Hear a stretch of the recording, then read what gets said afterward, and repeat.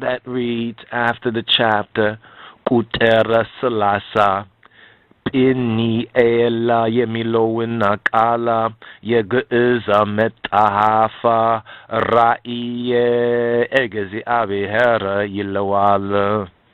That verse 30 where it speaks of PINEAL Yemilowin Kal, Yegeza Metahaf, in the Ge'ez scripture, it says, Raiye Egezi Abihera, the vision of God, or the vision of Egeziabe Herlotu Sapat, the vision of Yahweh.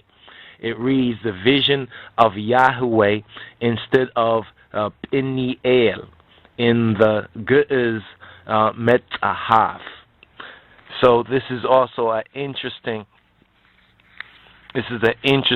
note right here. Now, this particular chapter here is the relevant chapter, and we just touched on the wrestling of, recited the wrestling of Yaakov with this man until the breaking of day, until the coming forth of the day, which we had spoke on in the earlier recordings, in the earlier lectures, which we had, due to Satanawi technical difficulties and the spiritual warfare seeking to prevent this message and this good news, the electronic data was just mysteriously erased.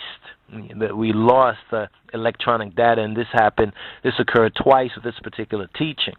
And we had just focused, I think, about the 4 to 5 segments, the basic YouTubeable segment, the 10-minute or so segment, on different elements of Orit Zefitret Mi'raf Selassa Hulet, or chapter 32 of the Orit Zefitret.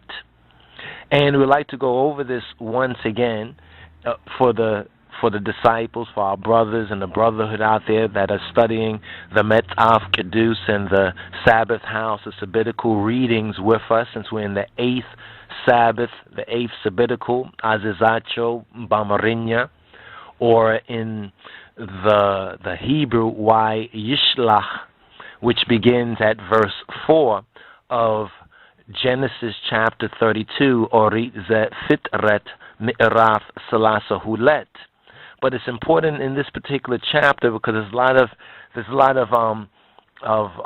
of inter-overlapping themes that are spoken of here. And when we put it within the true context and the perspective of the author, Moses, it gives us certain useful insights. When we put it in the perspective of Moses from the Egyptian wisdom and the Kamite mythos, or the mythology, the Egyptian wisdom, which is the context of it, because Hawaria Paulos, or Paul, reminds us that Moses was learned in all of the wisdom of the Egypts. According to the Ethiopic, we know it's Egypts and not Egyptians, as King James wrongly puts it, of the Egypts, because Gerald Macy goes into a lot of elucidation and revelation and evidence on the two Egypts. And this is why we highly recommend that, because Moses was learned in all the wisdom of the Egypts when it's properly interpreted. So we have to understand that there were more than one Egypt, and we don't just mean the upper and the lower Egypt, as Victorian Egyptology has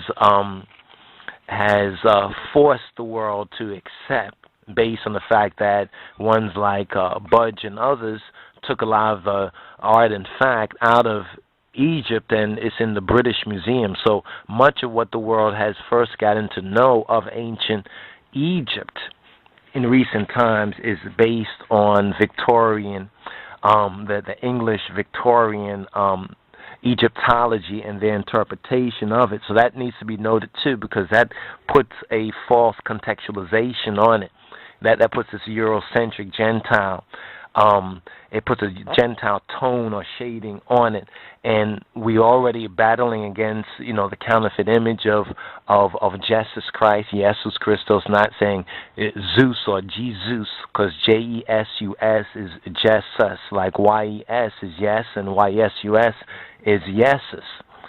So that's a little bit of the background that we want to just refer to and make note of at the outset of this.